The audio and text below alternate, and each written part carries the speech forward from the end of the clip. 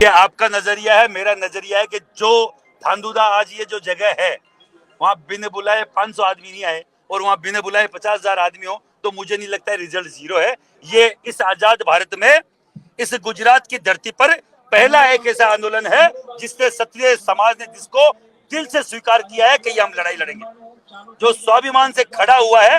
ये हमारा result zero नहीं, ये 100% रिजल्ट है और इसको आगे भी हम लोग लेके जाएंगे।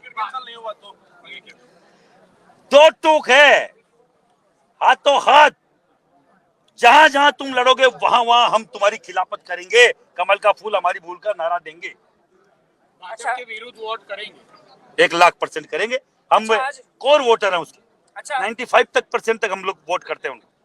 भाजपा के एक नेता बाबू जमुना पटेल, उन्होंने बताया है कि 5-25 हजार क्षत्रियों के वोट से पार्टी को कोई फर्क नहीं पड़ने वाला। भाजपा को क्या कहेंगे?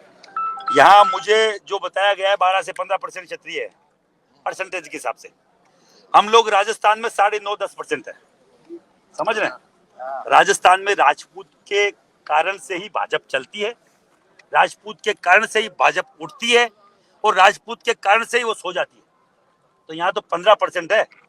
अगर किसी की गलत फहमी हो कि 25 हजार 25 लाख 25,000 है, 25 लाख है, हम लोग दिखा देंगे।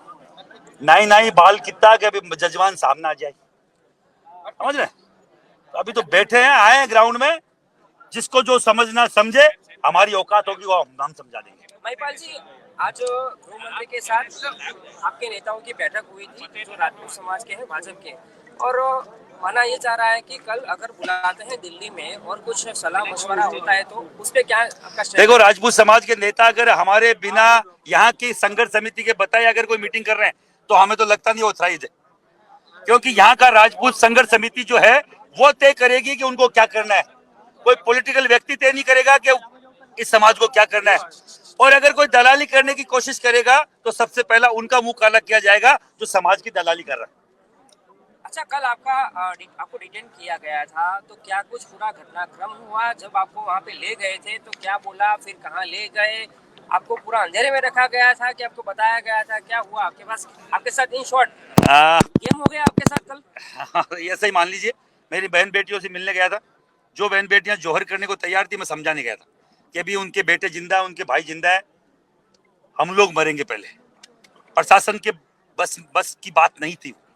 हम तो समझाने गए थे, प्रशासन का काम करने गए थे, तो उन्हें तो पकड़ना था हमें, क्योंकि राजकोट हम लोग नहीं आ जाए, और राजकोट नहीं जाए इसलिए उनको बहाना चाहिए था। हमें उठा के ले गए, 2-2.5 घंटे पहले घुमाया, फिर 3-4 घंटे पुलिस हेडक्वार्टर में बिठा के रखा, फिर शाम को 2-2.5 घंटे घुमा के हमें सर्किट हाउस में 2 घंटे बिठा के रखा। रात को 11:30 बजे छोड़ा गया, तो केवल यही बता के कि नहीं अभी छोड़ रहे हैं, बस अभी छोड़ रहे हैं। और मेंटली देखो टॉर्चर तो होता ही आदमी, अलग अलग प्रकार के लोग जबरदस्ती की बातें करते हैं। ये प्याज क्या भाव है, ये क्या भाव है, फलान क्या हो गया, वो ढीकड़ क्या हो गया, ये हमें नहीं आता भाई। हम तो सीधा सुंदर आदमी है, जो बात जानते हैं कि भैया गिरफ्तार हुए तो सलाखों के अंदर बंद कर, नहीं हुए तो हमें छोड़ दे। धमकियां दे रहे थे कुछ पुलिस वाले आपको? अब धमकियां सीधा नहीं होती, उनकी धमकियां ऐसी ही होती है जो घुमा फिरा के होती है। तुम कहाँ से आए हो, तुम्हारी गाड़ी कौन सी है, तुम्हारे साथ आदमी कौन है, वो क्या करते हैं, अच्छा वो इलीगल काम करते दिखते हैं, फलान है, ढीकड़ है, इस तरीके की बातें जो नहीं बोलने वाली बातें वो सब होती है। आप सब समझ सकते हैं जब डिटेन होता है आदमी, प्रशासन किस तरीके से रवैया अपनाता है। उनमें काफी अच्छे अधिकारी भी थे, ऐसे नहीं कि सब ऐसे ही थे। और ठीक है, जो भी है, इन चीजों में यही चलता रहता है। इसका ऊपर विचार करना चाहिए चुनाव आयोग को और देश के संविधान को। संविधान ने सबको स्वतंत्रता दी है कि वो अपने विचारों का राजनीतिक दल बनाए और लोगों के बीच में जाए, और लोग जिसको पसंद करे, जनता जिसको पसंद करे, उसको विधायक और सांसद के रूप में वहाँ पर भेजे।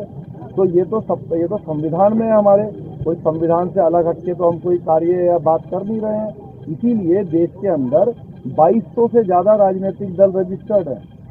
उसमें से मोदी जी ने 38 को ऐसा समझा, और वो प्योर जाति के आधार पर बने हुए राजनीतिक दल हैं। निषाद पार्टी, अपना दल, और जिसकी अनुप्रिया पटेल जी केंद्रीय मंत्री भी हैं, रामदास अठावले जी तो अकेले ही हैं रिपब्लिकन पार्टी से, बताइए, उनको भी उन्होंने अपने साथ में रखा हुआ है। तो ये तो हम लोकतंत्र में जो संविधान हमें इजाज़त देता है, हम तो उसी के आधार पर ही अपना काम कर रहे हैं। अगर आप इसको नहीं मानते तो आप जो है डिक्टेटरशिप कर दीजिए, आप कहिए कि किसी को राजनीतिक दल बनाना ही नहीं है, सिर्फ एक अकेली भाजपा ही रहेगी। इस रास्ते पे शायद वो चल भी रहे हैं। अगर क्षत्रिय समाज ने आने वाले दिनों में अपना एक दल बना लिया, पार्टी बना ली, बाद में पाटीदार लोग भी बनाएंगे, तो ये सब अलग अलग जाति आधारित अगर पार्टियां बनेंगी तो लग रहा है कि लोकशाही जो जीवन है वो यानी योग्य तरीके से काम करेगा।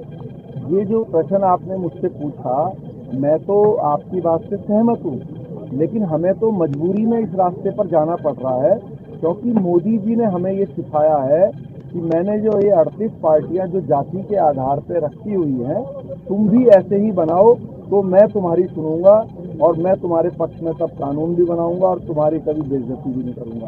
तो ये जो आपने बोला है कि भाई फिर तो सब ऐसा बनाएंगे, तो फिर मोदी जी ने पूरी मेजॉरिटी होने के बाद भी, बीजेपी की फुल मेजॉरिटी होने के बाद भी अनुप्रिया पटेल जी को क्यों मंत्री बनाया हुआ था केंद्र में?